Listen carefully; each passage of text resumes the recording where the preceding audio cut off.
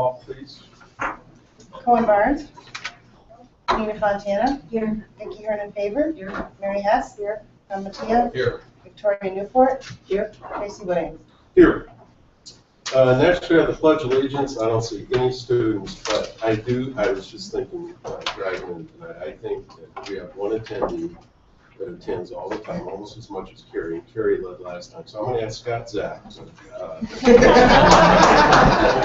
You can get Scott. You got your tape on? Yeah.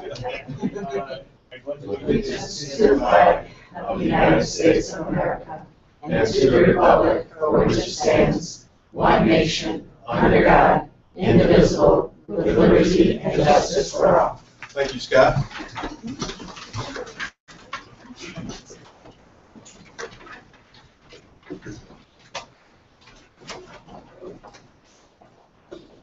Okay, next we're going to open up a hearing on the 2013-14 school year budget. Are there any questions from the audience? No? Okay, we're going to close that hearing. Next, public participation. It's been recommended the Board of Education will accept payment excuse me, of $6,000 from Waste Management to offset the district's costs in establishing an air monitoring system for Portland Elementary School. This is the result of a settlement of an enforcement action taken by the Illinois Attorney General and the Illinois EPA for alleged violations for alleged violations of the Illinois Environmental Protection Act and regulations promulgated thereunder regarding an odor incident that occurred at Portland Elementary School on January 14, 2014. I have a motion. So moved. Thank you. Second. Thank you. Vicki? Nina Fontana. Yes. Vicki Hernan Favor. Yes. Mary Hess. Yes. Tom Mattia. Yes. Victoria Newport. Yes. Tracy Williams. Yes. Thank you to Waste Management. Next, public comment. Any note cards? All right, tonight I'm not going to mess this up. We're up to board committee reports and correspondence. Yes. Mia? Very briefly, Curriculum Council had its first meeting of the year last week, and very quickly they were discussing implementation for the 2015-16 year of an AP Human Geography course, which sounds really fascinating. It'll be open to anyone from freshmen through seniors. It sounds great. Discussion on weighted grade classes and a review of the summer professional development that happened on all levels, and it all sounded very good, and everybody's geared up and ready to move forward. That's it. Very cool. And I can't believe there's a number of additional AP courses being considered for the coming year. Isn't that correct? That's at the October. Yeah, which is really cool. It's at a time when so many can't do that. We're fortunate. Yes. I know this is not important, it's one question. I'm CDA officer. I know we instituted our first early release day now after the high school for all schools. I'm just curious how that went. I think it was. Anyone or any? Yeah, I think one thing that we noticed was that staff was very appreciative of that time to collaborate with their colleagues on different initiatives as well as implementation of the curriculum with the Common Core. Also, just on the side with the special ed staff, a lot of the related service we're happy to be able to meet. We're starting to do a lot more of that vertical alignment, so elementary, middle, and high school can understand what to expect at each level, as well as implementing maybe the same practices to help students out. It was a really great day. Teachers truly appreciated that 2.5 hours to be able to talk to each other and problem solve with each other. So yeah, it was very good. We're planning the next one. So. Yeah. The thumbs up. All right. And Ms. Waller, the elementary teachers got a chance? Are we talking about collaboration days? Yeah. Yes, very much so. Good. So, Good. in Yes. fact, people were saying they could get used to more of them. Funny thing was, my kids were saying the same thing. I heard that one. Yeah, this new schedule's not so bad, you know. As you recall, at the board retreat, we talked about forming a committee to try to increase the community collaboration with different organizations in the community, providing more opportunities for students. Doug and I have met twice about that now, and are moving forward with things, and we'll keep you posted as things develop. Anyone else? Okay, well, this isn't a committee at all, but I've had a chance to kind of see some of the stuff going on already this week, and I most especially wanted to compliment some coaches. The other night, we went to the FFA auction in Brookshire Dinner, and driving through the driveway at the high school, there were 3 coaches working one-on-one with different kids, all with things to talk about. And that was really cool to see. It was just cool to see. So those guys know who they are, and my hat's off to them. Now, the fun part, going to the auction, I personally witnessed Christine Moeller pay a lot of money for a dog. How's that go?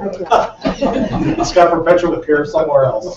So, clearly a good year for Farming County. They raised $17,000 and some change in roughly 1 hour. yeah. And that does not count dinner tickets. I'm sorry? That does not count the dinner tickets. That's correct. That's correct. That was just auctioned out.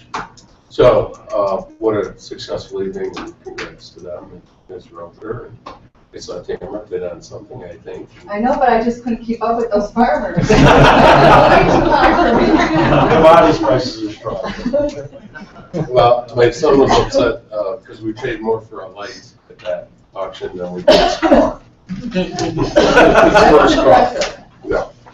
So, anyway, we'll go on, but well done. Next, a presentation. I'd like to introduce Paul Bork, who is with the DeKalb County Economic Development Council. We'll be discussing enterprise zones. And I know this is a very lengthy topic, Paul, so keep it as unlengthy as you can. We planned this presentation tonight to be as concise as possible. Thank you for the opportunity. The DeKalb County Economic Development Corporation is a public-private partnership dedicated to expanding the economy and improving the quality of life in DeKalb County. We are working in cooperation with the DeKalb County Board to collect data and facilitate meetings towards the preparation of an enterprise zone application for the county and several communities within the county. This presentation is put together by the county's consultant, Craig Coyle, with the Development Consortium. And we're very fortunate that the county has dedicated this kind of effort and expertise to the project because, as you'll see, it's a competitive program, and we need to put together the best possible application we can to be successful. Craig has extensive experience with the Enterprise Zone program at the state level as well as the local level. He is also the past president of the Illinois Enterprise Zone Association, and in that role, he worked with the legislative leaders in crafting the renewed Enterprise Zone program legislation in 2012. And Craig was here and available to meet with the Facilities and Finance Advisory Committee last week. You can go on. And that's a little background about Craig's firm. You can progress and a brief history of the zone. Enterprise Zone program starts with. The program was created in 1983, and over the year, with a handful of enterprise zones created every couple of years by the legislature to address high poverty and high unemployment. Over the years, a total of 7 zones were authorized by 2013, and together with some similar river edge zones and industrial authority zones. Enterprise zones are designated geographical areas within communities or counties where new companies can take advantage of state incentives, including a 5% investment tax credit, a sales tax exemption on new construction materials, a utility tax exemption, pollution control facilities tax exemption, a sales tax exemption on manufacturing equipment and machinery, and an exemption on open market natural gas purchases. These benefits are exclusive to enterprise zones and can add up to a considerable amount for a new or an expanding or an operating company.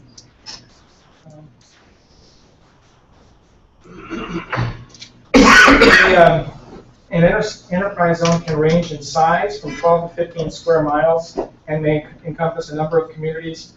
The zone must be contiguous, but they can be individual components of a zone within a community or within multiple communities. And a county may be connected by 3-foot strips. In addition to these significant state incentives, there is an opportunity to provide local property tax abatement by participating taxing bodies within the zone. The enterprise zone program requires that a tax abatement be defined and prescribed within the guidelines of local qualifications and criteria. Once adopted and included within an enterprise zone, the abatement must be then made available to all qualifying companies. The school aid formula allows for much of the property tax abatement made through enterprise zones, if not all, to come back to the school district, to the schools at some point in time through the school aid reimbursement formula. We are working with our consultants and staff to specifically identify the calculation for school aid reimbursement relative to school districts that participate in an enterprise zone program. Some of our contacts with school districts and communities that have had zones for years have confirmed the availability of this benefit, and I think DeKalb School District has even had some experience with it within the context of the current intergovernmental tax abatement program.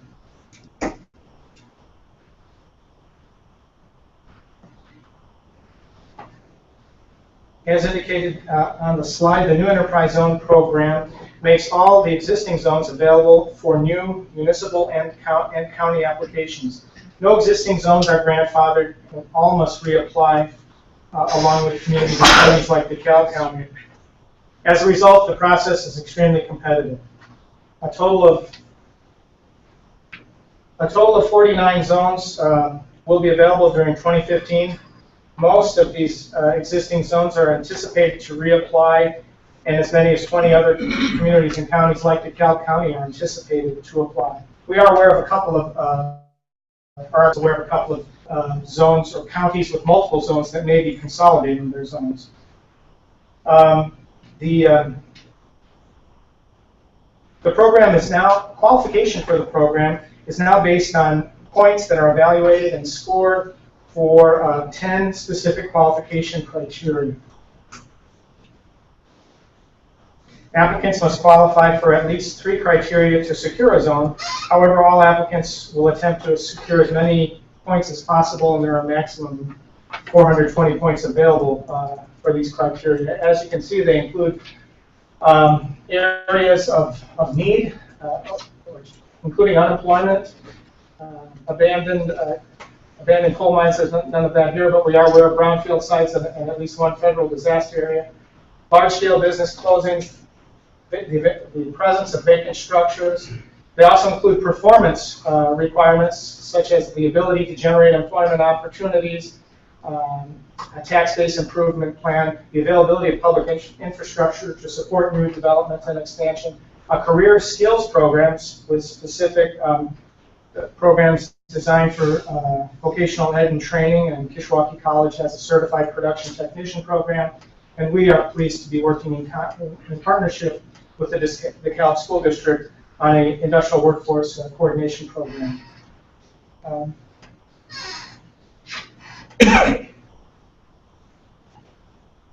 The application process includes building consensus with all the local taxing bodies and units of government and the communities considering application. It involves gathering data relative to the local labor market area, determining the boundaries of the zone, and finalizing the map. DeKalb County is the lead on this project. The next steps going forward include identification of the local taxing bodies and the willingness to participate in conversations with taxing bodies in DeKalb, Sycamore, and elsewhere in the county. Genoa and Sandwich are proceeding well. We are focusing on 5 or 6 communities, specifically the 4 largest communities, and 2 other communities with that are contiguous and have the potential to generate significant activity.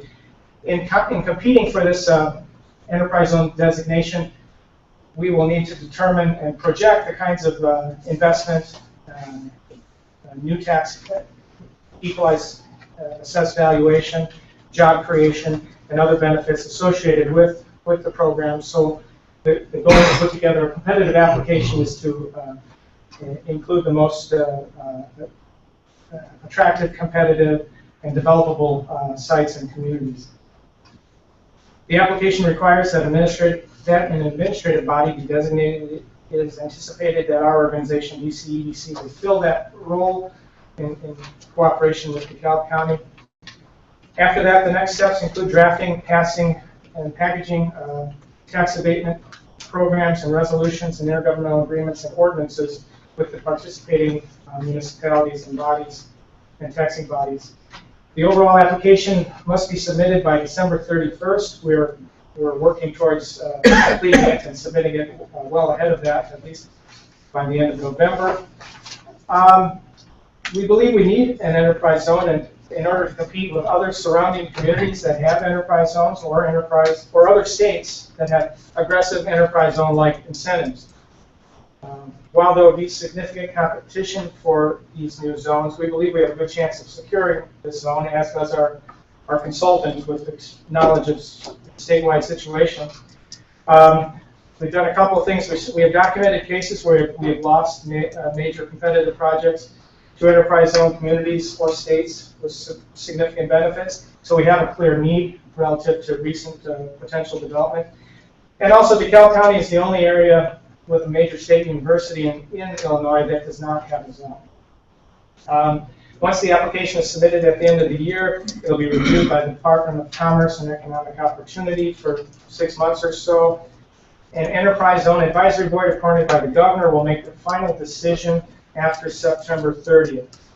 And our goal is to work with the DeKalb School District, City of DeKalb, and other taxing bodies and communities to put together an application for this program. We have strong support from the county board and the business community, the DeKalb County Economic Development Corporation, and we look forward to and welcome an opportunity to work with the DeKalb School District on this program. We're very grateful for the school district's commitment to the ongoing intergovernmental tax abatement program that has been instrumental in attracting business and generating valuation and tax revenue and jobs. And with that, I'd be pleased to answer questions. Any questions? So there will be the final agreement that we decide to go with, that the board needs to approve an abatement, correct? Before it goes in the application. Yes.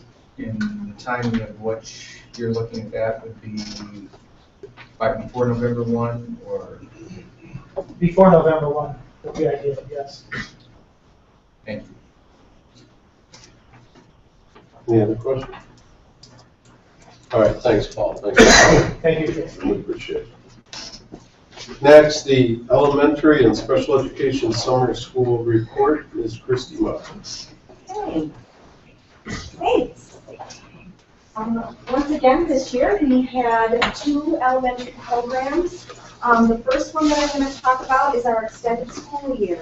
Now, extended school year is actually 3-year-olds all the way up to 22-year-olds, and this most of that program, everything except the additional program, was held at Cortland Elementary School. The vocational program, our 18 to 21-year-olds, were housed at the high school, which was much more age appropriate. Our ESY program, as you know, is, because we've been down this road before, is ESY is under the umbrella of special education, therefore it is funded by IDEA.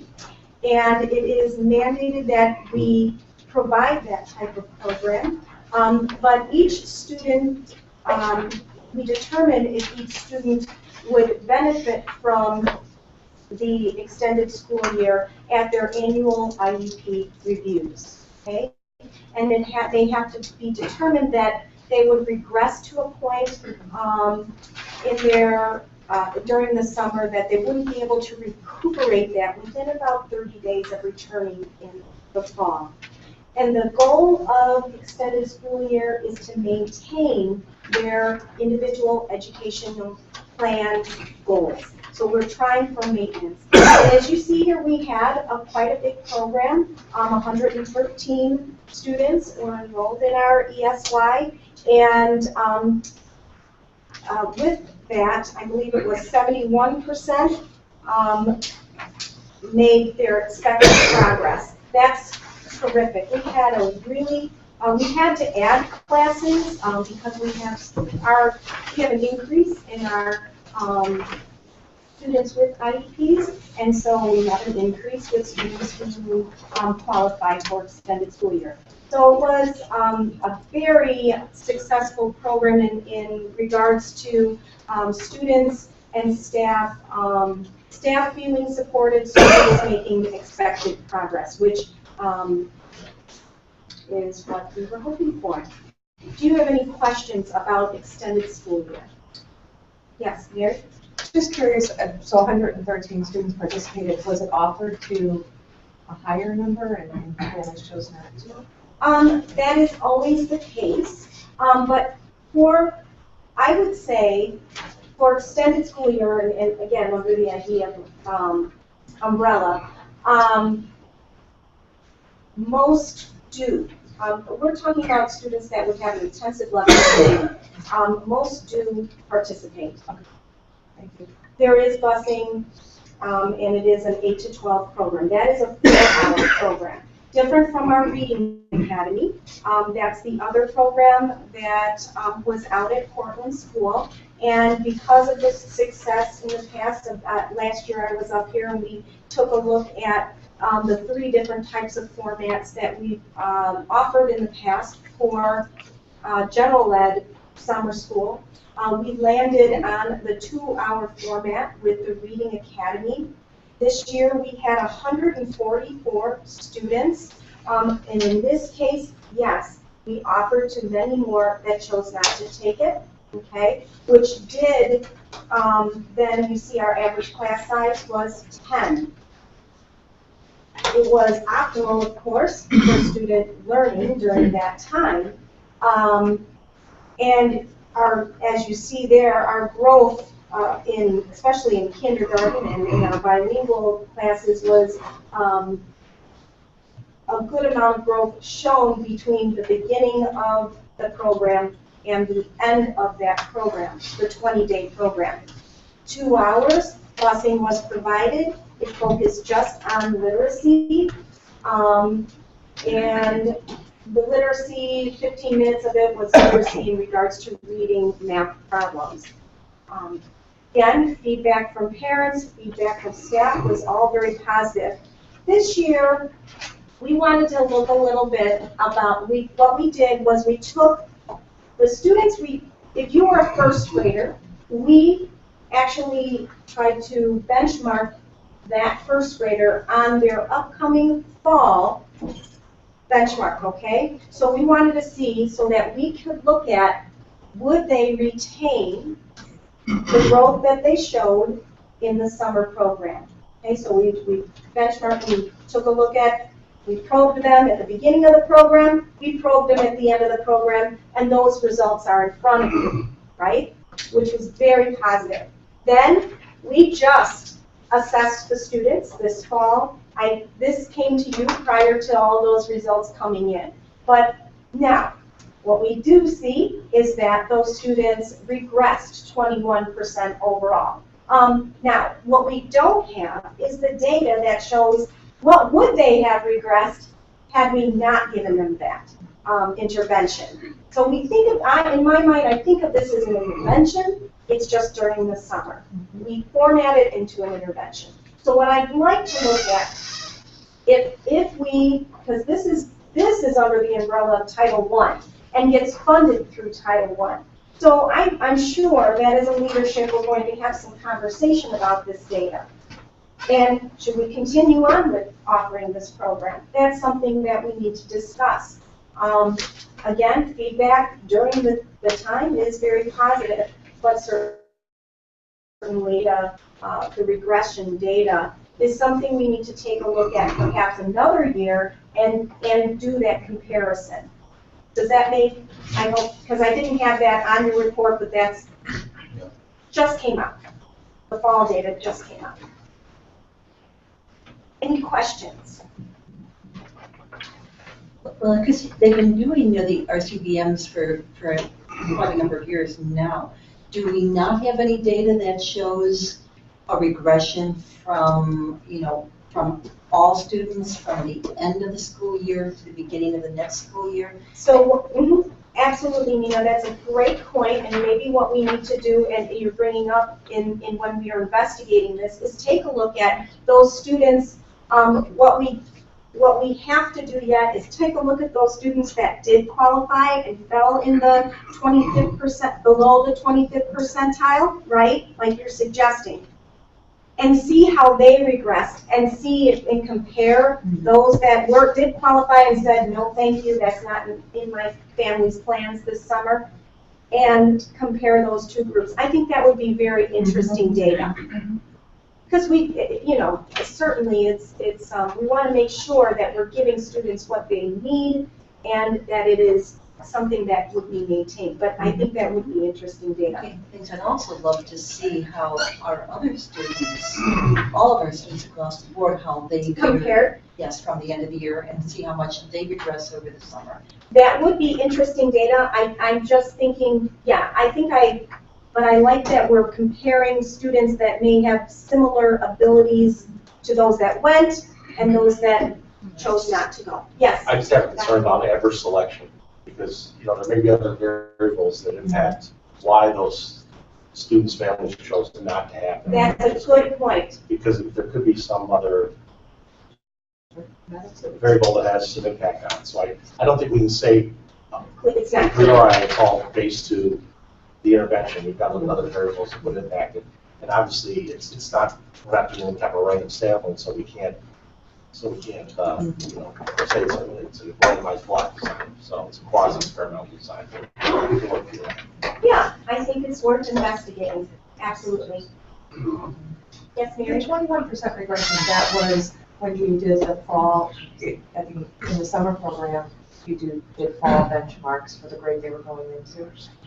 Yes. And So then it you is did that apples to again. apples. Okay. Does that make sense? Yes, Tom. What percent of the students eligible for the program participate? What percentage of our students, meaning that over all of our students that qualify, what percent went? I would say 65%. I mean, I don't have that data in front of me, but my gut would say around 65%. I'm looking to my principal buddies. And when is it promoted for them or asked of them? It's an invitation. When's that? It's done during parent-teacher conferences. Okay. Now, one of the things that we did suggest, it was a suggestion from our teachers for next year, is to present kind of like a contract of sorts so that the parents understand. We had 81% attendance. Okay, so that the parents understand that when you are committing to this, we need you to commit to at least 80% of those days. So you can have that extended weekend, this is summer, but to commit to it, because our attendance 81%. Anyone else? Just a quick question on that. Yes. How much, because I know for DeKalb's audit, there was a lot said about needing to focus more on writing as well. Yes, that's a good question. And we had, of the 2 hours that was spent with each child, 60 minutes was in reading, 30 minutes in writing, and 15 minutes in reading of math problems. The other 15 minutes was breakfast. Everyone was fed. Yes. All right, anyone else? Thank you, Christie. Next, the middle school summer school report, Tim Vincent. Hi.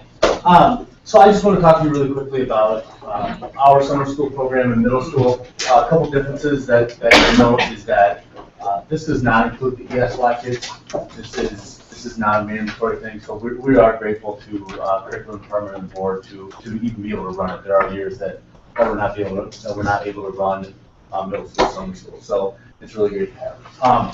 First thing I want to talk about is the criteria for placement. We wanted incoming 7th and 8th graders. We ran a few different lists and then cross-referenced them.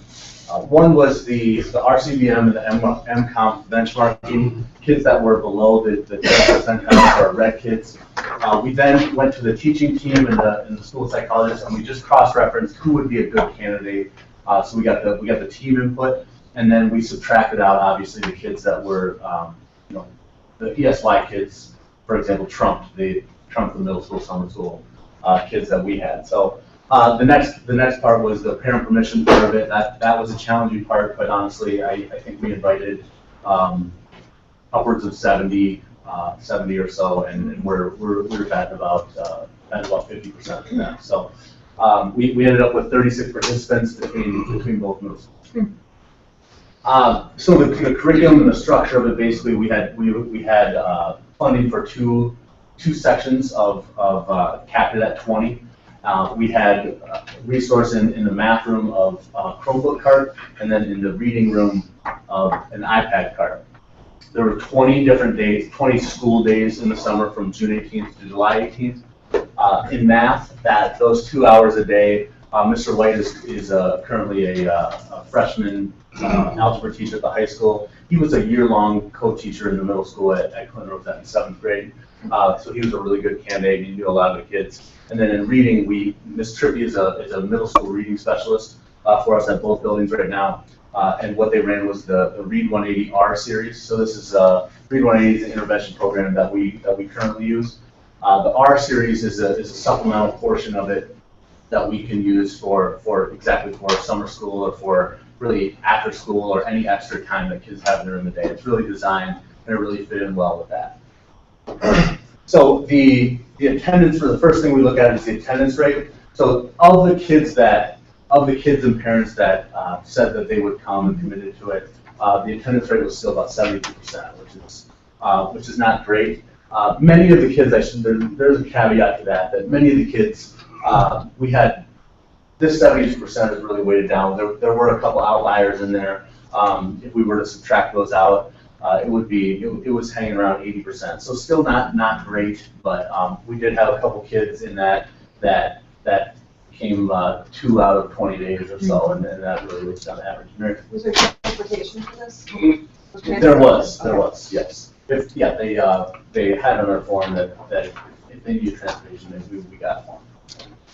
And then the math outcomes, that was a little bit challenging. We used Khan Academy. Khan Academy is a free online resource that we use throughout the school year, and we try to have parents do it at home and whatnot. It's been a successful program for us. And basically, what it's a program that's great for us because it's really it can be used. It can be differentiated for kids at all levels. So we use this with our accelerated kids for an enrichment. We use this for our remedial kids as well. So there's some mastery reports. It's really hard to pull a summative quick report out of Khan Academy, but I will give you a couple examples in a second. The SRI is a comprehension screener that we use that Read 180 uses, and that we we were able to use we were able to pull, we had some tech issues throughout the summer, but we were able to pull the SRI. We had a beginning baseline, and then we gave it again the last couple days as well.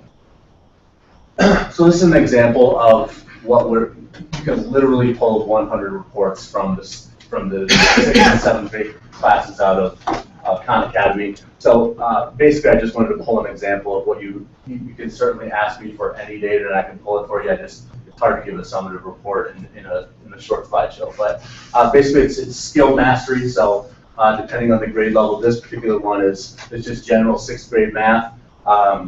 We had 40% of our kids master 37 skills in 6th grade math. So this is just a kind of a snapshot. This goes anywhere from 1st grade general math through trigonometry and calculus. This is just another report that we can pull, again, in 6th grade math. This is for an individual student that we have. So we have what they call mission level skills, mastered skills, and then skills in the middle are in different degrees of, but again, that's an individual sample. In the reading for SRI, a gain of 25 points is considered significant in a single academic quarter. We had 12 of our 36 students make what quote significant gains on that. The rest we had some that showed we did have some that showed regression, but other than those 12, we had generally a maintenance for that SRI. Questions? Anyone? Well done, Tim. No questions. Thanks, Tim. Next, the DeKalb High School Summer School Report, Tamara Roker and James Warren. Okay, James is going to put the flash drive in. He put this together. I just want to say this summer at DeKalb High School was very active. We had the middle school summer school, we had the high school summer school, we had the Chinese school. So there was a lot going on. The teachers that were teaching at the middle school, at the high school, most of them were district employees, very dedicated. They're early, stayed late, really worked well with the kids.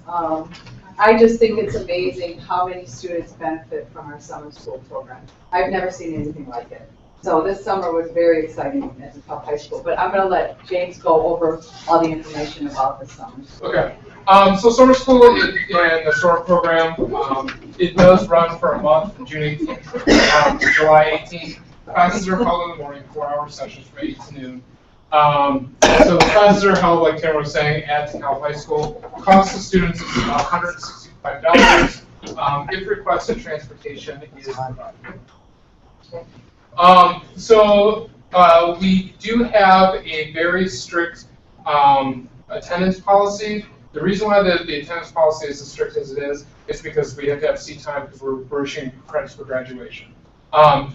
Students can miss no more than 2 days, otherwise they're dropped from the program.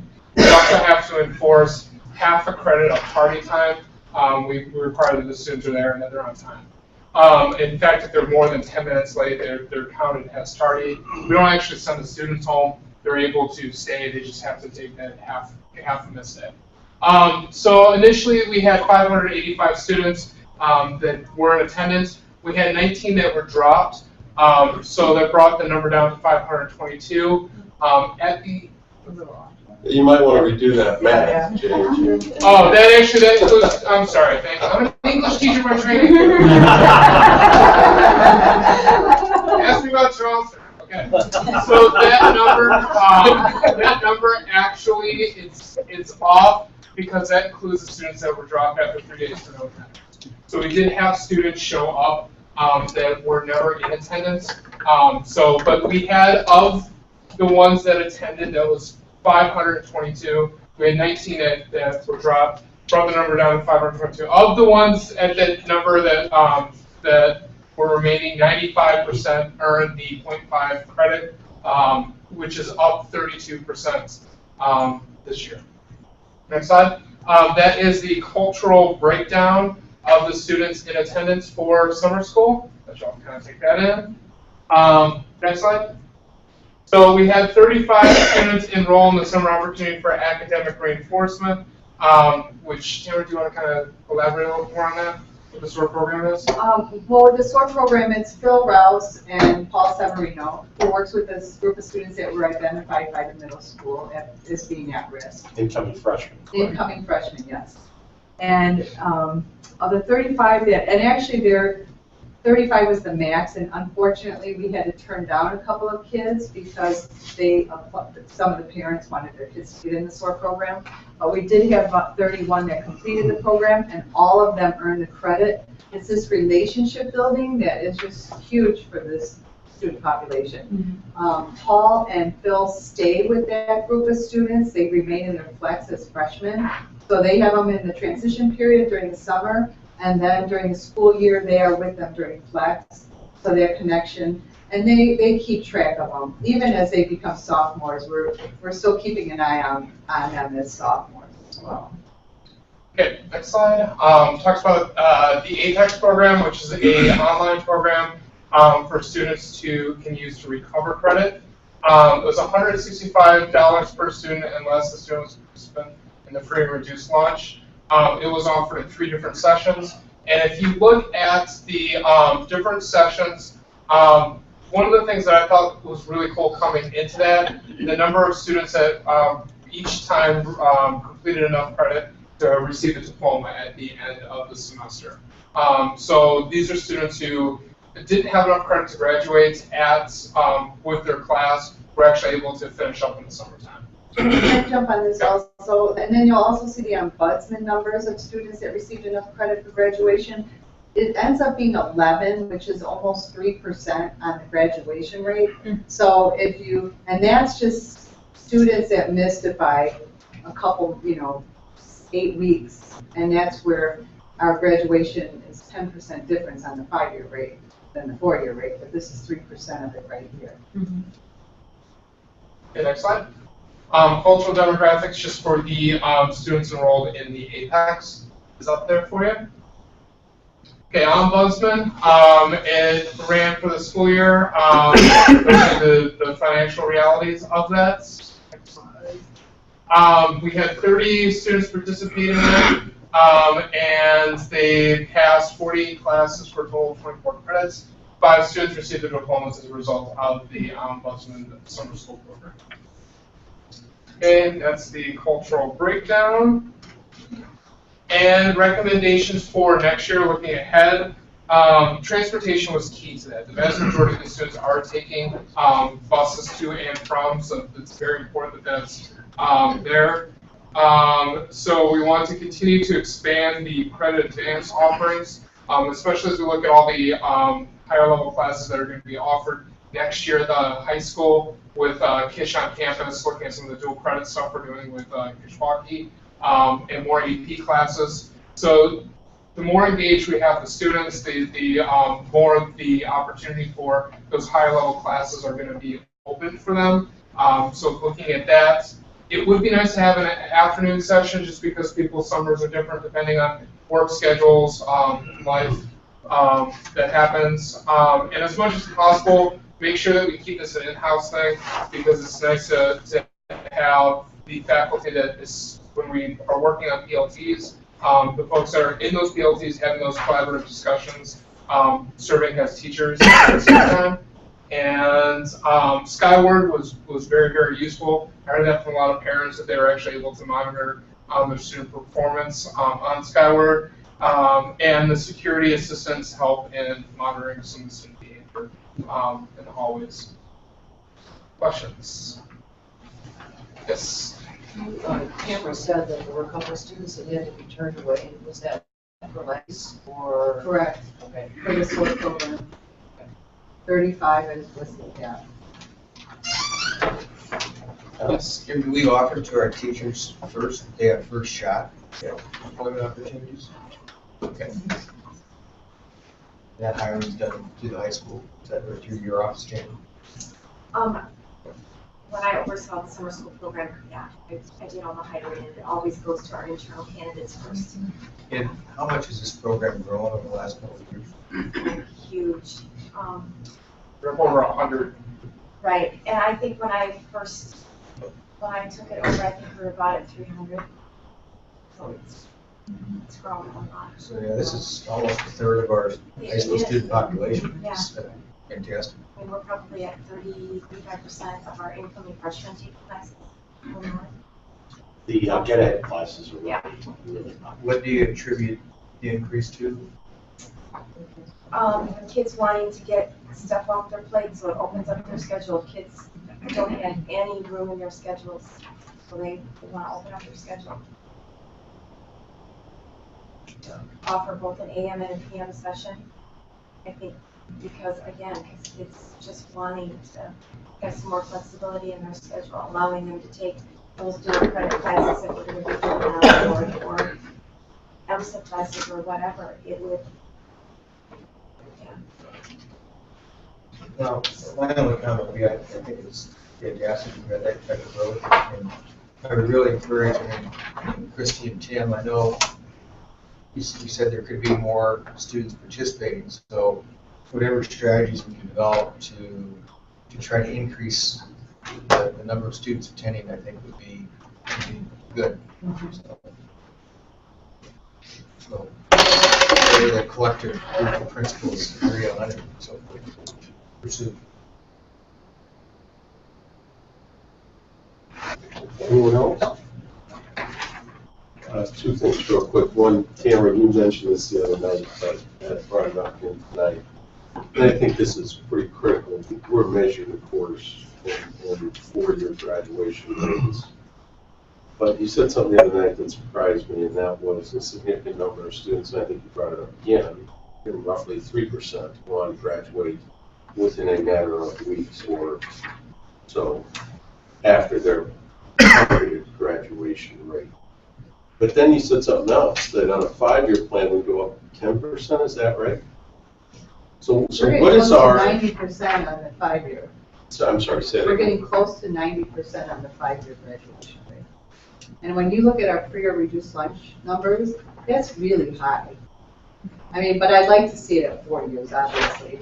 I think this year, I have to think here, now that Algebra AB is in its, those students are juniors this year. And now we have the English Humanities.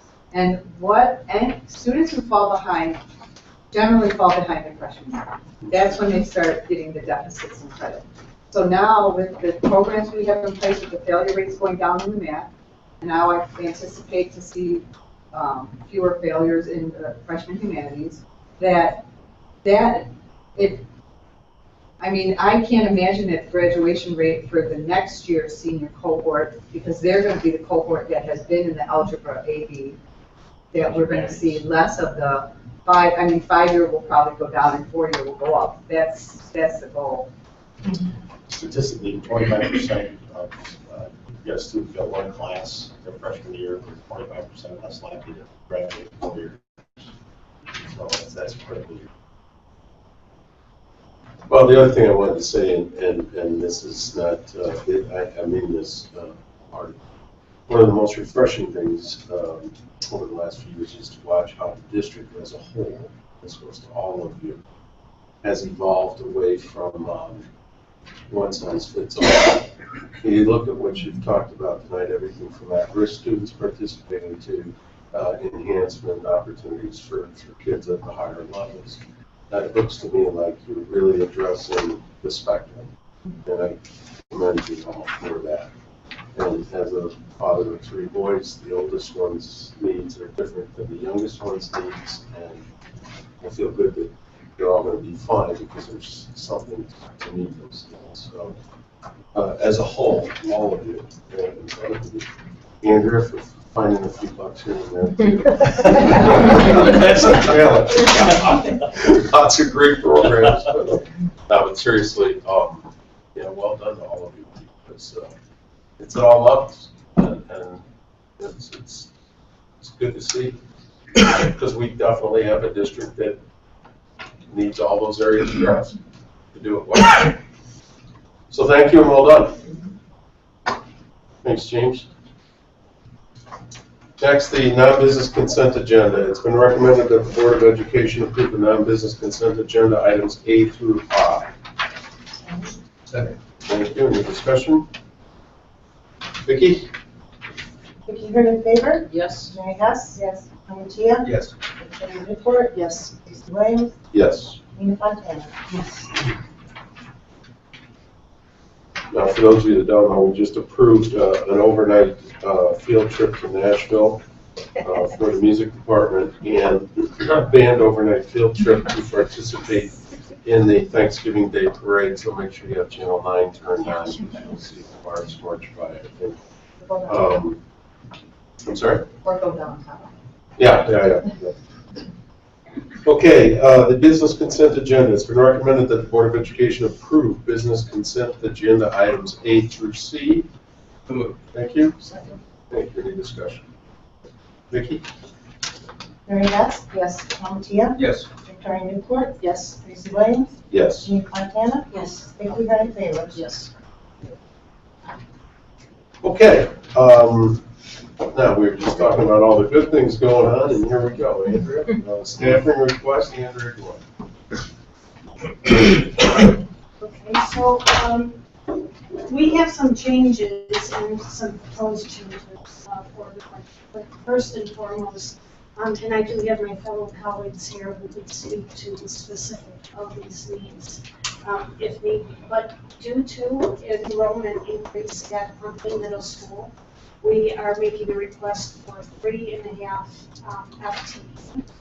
And so if you have any specific questions, I know Tish and I'm not you want to answer that. But again, in evaluating where we landed at each of our schools and knowing how we have to do some reconfiguring of schedules, that is what was proposed and what we needed to keep our class sizes at 35 students or less. Then secondly, and again, we have the principals from both schools who are making the requests, Kim Lyle from Portland and Kristen Smith from Founders, to increase their half-time secretarial support people at their offices to full-time people. And again, I think we've had some problems retaining part-time people. And have had somewhat of a rotating staff in and out there. And due to, again, the size of their buildings, which is equal to or larger to our middle schools, and the needs of our families, of course, that come in, with all the duties that are on top of these folks, they have to get done by certain times during the day. We truly support and see the need to increase those to full-time positions. And then third is a list, again, of some vastly changing duties within our technology department, and that everything that you touch virtually is embedded with technology. And so these guys are in high demand at all times of the day and night and weekends to keep our systems up and running.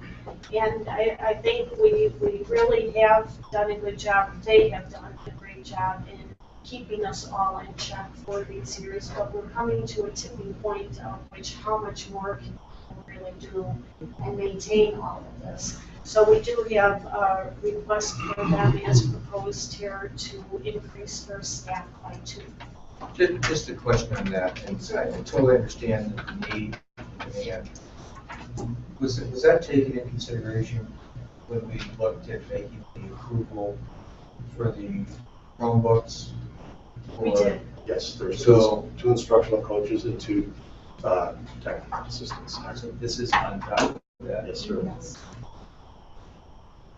And we've also added, again, I think a large part is trial and error, and we'd rather err on the light side than overstaffing at this point because of the way our budget looks. But now feeling how that technology is rolled out, and we also included smart boards and all those things, and I think until staff really is comfortable with the use of all of that, when little things go wrong, it really halts you at that point in time. And these folks have done a tremendous job trying to juggle all of this. But I think after we've had a full assessment of it, we understand that there is a breaking point and we're just about there or maybe over it.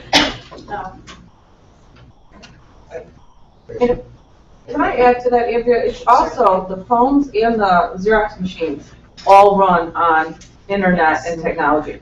Because that's the piece that's also added on to their plate.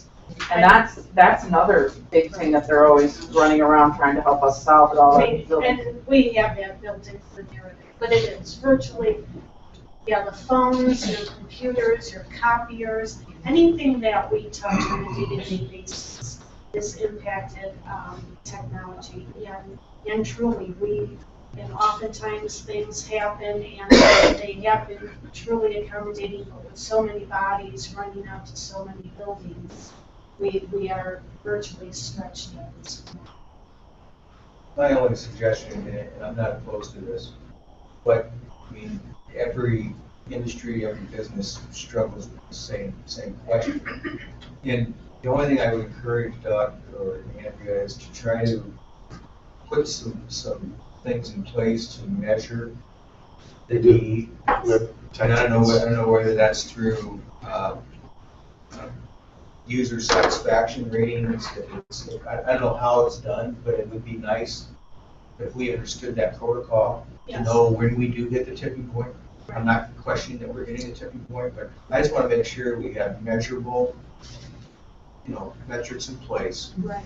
So that it's, Yeah, absolutely. I mean, very good point, and we've talked about that, and I think if they have a help desk person who could start monitoring all this, and they have tech tickets that you have to complete in order to get the assistance. And we just need someone to kind of organize all this data now so that we can retrieve that in support of them to let them know this is how many devices we're touching daily, types of things, so absolutely. I can stand up until a year or two ago, there was a lot of services tech people were providing without a tech ticket. And I know people think it's another bureaucratic thing that we do go through, but we do need that information, that data, to support the fact that we have hundreds of outstanding tech tickets that need to be addressed. there's not a company in the country that says we have too many tech. Right. So I'm just saying there needs to be a process in place, that's all. And I think as people get trained and are more comfortable with the different devices and things, hopefully we will see a slowdown of that. Well, that brings up an interesting point, Andrew. So if we're going through a very sharp learning curve, this reminds me of the startup scenario.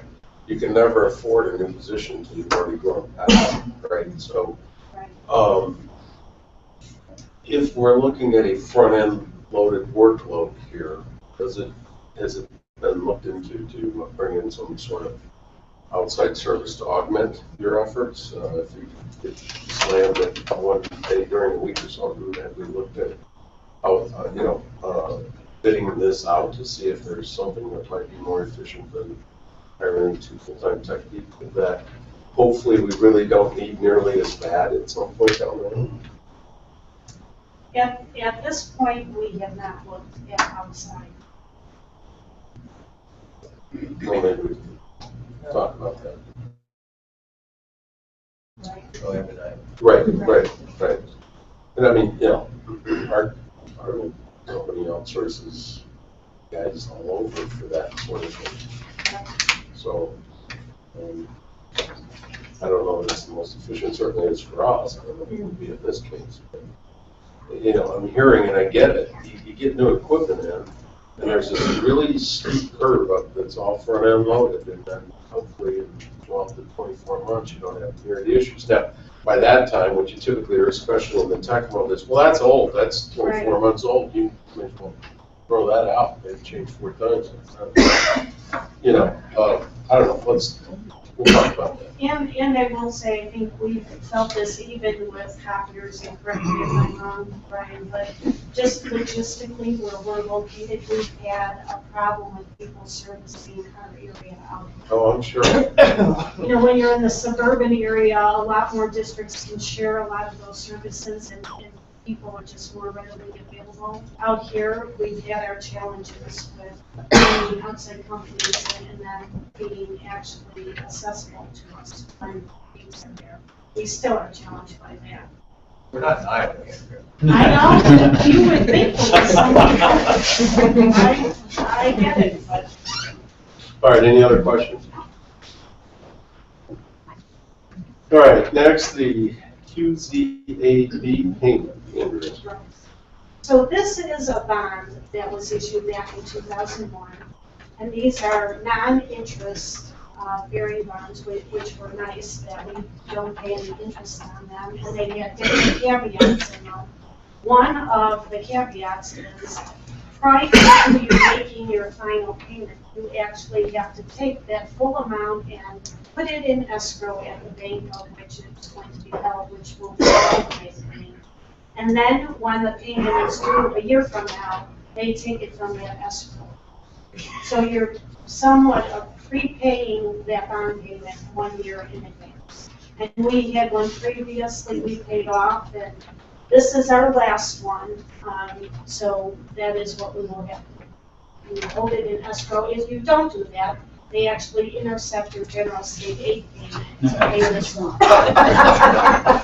So we're gonna get your money. This is just a cleaner this one. Yeah, we know which body got that. Enough people tapping into our general state aid. Well, it doesn't seem like there's a whole lot to discuss there. Anyone? Yeah. Right. Okay, next, the updated adoption of the 2014-15 budget. It's been recommended that the Board of Education adopt the fiscal year 2014-2015 budget as presented. So a few changes that have been added to it, and some very good news, although it's sad that we're begging and pleading and that we hear we're happy with, because the proration is going to be 89% on our general state aid instead of the 85%. Still not 100%, but better news than what we had originally anticipated. So what we have here is that the total revenue increase right now with that 89% proration will garner us $819,000 more of revenue. And there is an adjustment in there actually for an abatement that wasn't on a previous year's general state aid claim. But to that, then we have some additional expenditures of $478,000, meaning that it's netting us $341,000 to the deficit. So then we have to just fold that in, all of this. One important fact to remember again, and as our state legislatures and everyone starts talking about general state aid, the importance of that money, especially to our school districts, as we all know, we're not all created equal on how much we rely on our general state aid. But we do rely pretty significantly on this. And over the years during that proration, our district has lost almost $5.3 million because of this proration. So a significant amount of money to our school district. Again, built in our projection model, we have 5 additional FTE, which is full-time equivalencies. However, we've utilized all those 5 because of growth, and then what we were adding on due to Huntley's numbers changing is an additional 3.5 FTE. And then we fold that in all the detail. I'm not going to read all those numbers to you. So our operating budget has now changed to $74 million. And then our expenditures changed, and it's all detailed out for you by function, or by object, I'm sorry. And then our expenditure operating budget is now almost $77,200,000. And then we have to take a look at how, once you settle all of those numbers up, what that ends up doing. We have some transfers worked into there as well, that at the point in time we make those transfers, the board will have to pass a resolution. But it's basically transferring money from transportation fund to education and operating funds to clear up those deficits. And then when we take a look at the next slide, you can just see the history of where we were to what our actual numbers are, and then those last projections. 2014, we just completed our audit. The final numbers haven't yet been put to paper yet, so we'll still wait for audit adjustments and finalization up there, so you can see the 2014 numbers, and then 2015 is what you will be adopting tonight. And again, the chart that represents the revenues versus the expenditures and what our fund balance looks like. Then I think everything else basically has stayed the same. This is all informational enhancements that we have incorporated into our budget. And tonight we also have to hand you, and this is the one and only time you will get a hard copy because it will be online from now on. But we have made enhancements to this, and I also need to thank our fellow administrators because we have a budget book now that actually has information on here representing all of our buildings and our departments with narratives so that you can see the breakdown.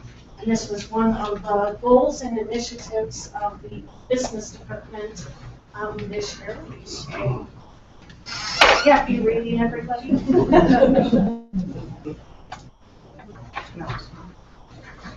And this will be posted online. Okay. You answer my question.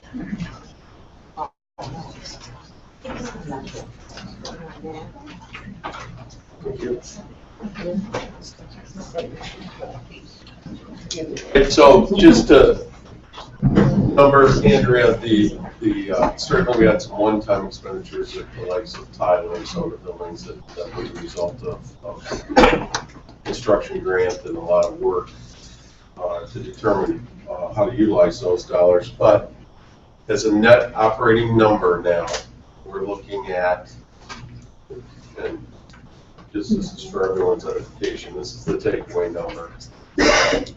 2 million. I'm looking for that number. Right. We had a one-time expenditure, was it 1 point? Yeah, about 1.5. No, I'm talking just the operating, because yeah, we went through the building, discount the building improvements and so on. Our operating budget for this year, that number is. Right. $1,096,000, what the adjustment is down to $3,001,000. Right. So about $2 million. Yes. Yeah. Right. All right, thank you. Because, you know, and everybody gets it, there's a million columns and different funds and everything else, and if you're operating a budget, whether it be in your household or a place like this, it comes down to that last number. What is it? Right. And for us this year, it's $2 million. Now, having said that, clearly there was 400,000 or better of additional expenses we hadn't even allotted for, and I'm wondering, last week was our attendance day cutoff date for the state. I'm sorry? Fall housing. Fall housing. Yes. Do we have those yet? We do have numbers, and now I can't remember off the top of my head if it was between 70 to 80 more students than we previously had last year. And our District-wide. yes. And we are up to 57.5 poverty level with free and reduced and direct certified lunches. So the interesting thing is we look at the demographics here, so we've really only increased 70 to 80 students, and easy comes why then 3 additional teachers, but we've encountered some pressure, right, at junior high and kindergarten levels, so it's not proportionate throughout the various grade levels. Right.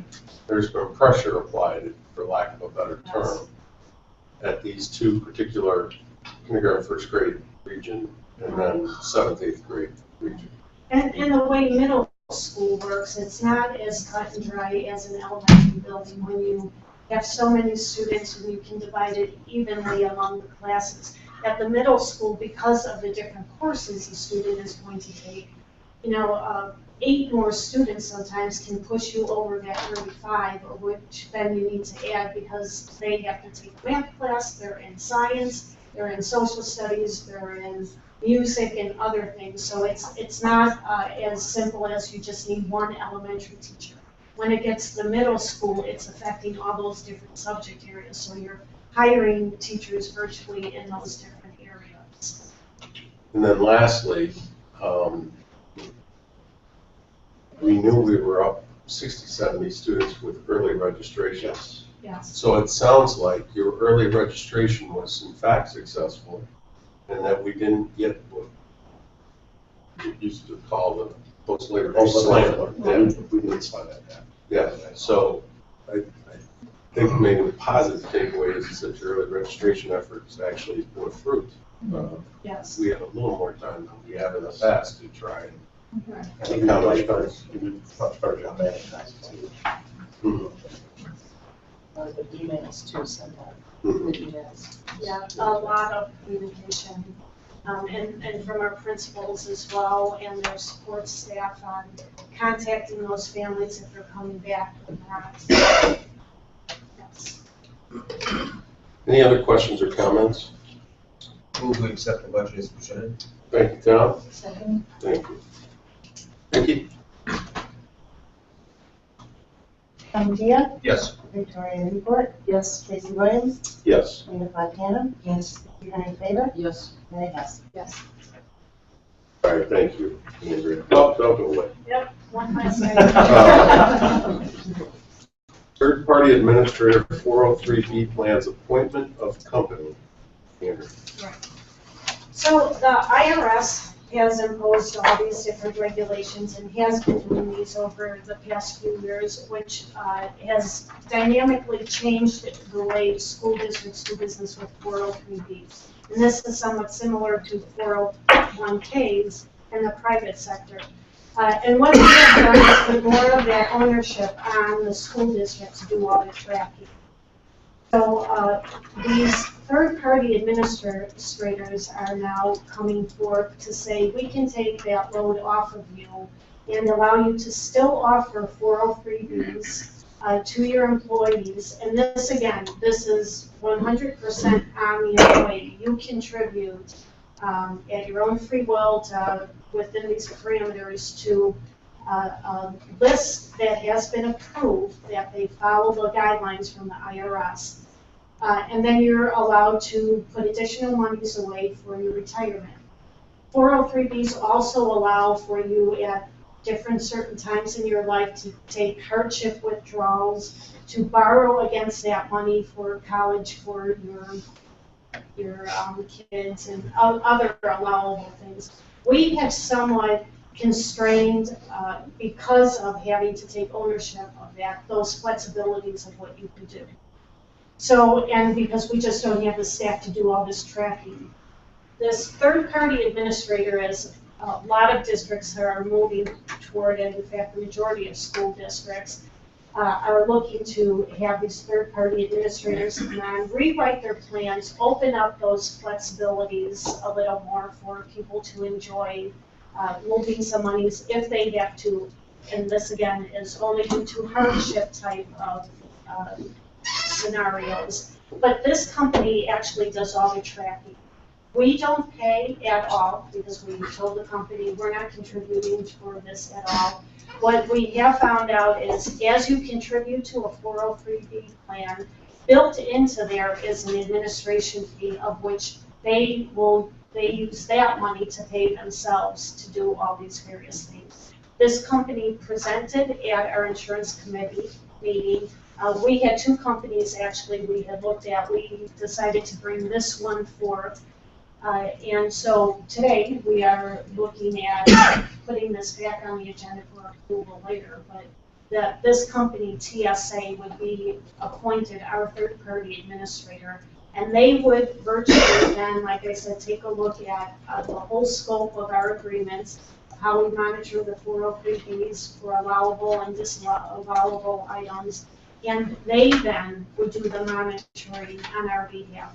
They also are the conduit of which when we select the company of our choosing to invest our money for retirement, they send and disperse that money to all those various companies instead of us sending it, 7 or 8 or 10 to 10 different places. You send all your money to them and then they disperse it out.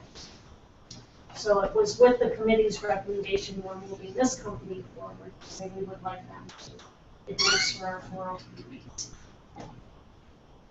403Bs. So the person contributing pays the fee. Yes. Yes. Is the 403B format something that's required by school code? Are there other investment vehicles?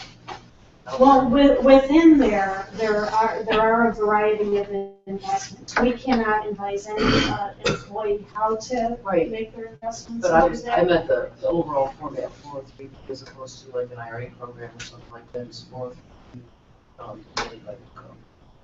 That's what a school district. Okay, so it is a school code thing. Yes. Any other questions? All right, Andrew, I think you're done. Next is the always exciting first reading. The Board of Education will hold a first reading of the attached recommended revisions to the Board of Education policies from the Illinois Association of School Boards. Consider it done. It's a great reading. Yeah. Put that right on top of this little budget.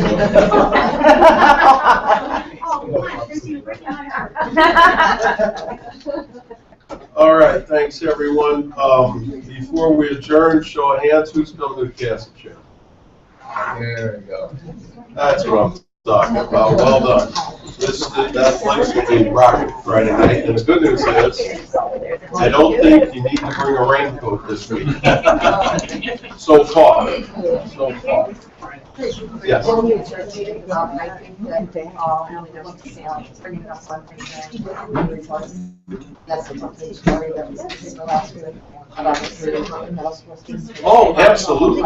Absolutely. Well done. Go ahead, Mary. Say that. It's the paper last week on the front page was 3 helping middle school students taking college level classes at Kish, and so Tamara, you're gonna have to have master level class. But that's outstanding. I've never, you don't read a lot of local stories like that, and so, you know, I think that just has to do with quality of education here and parent involvement.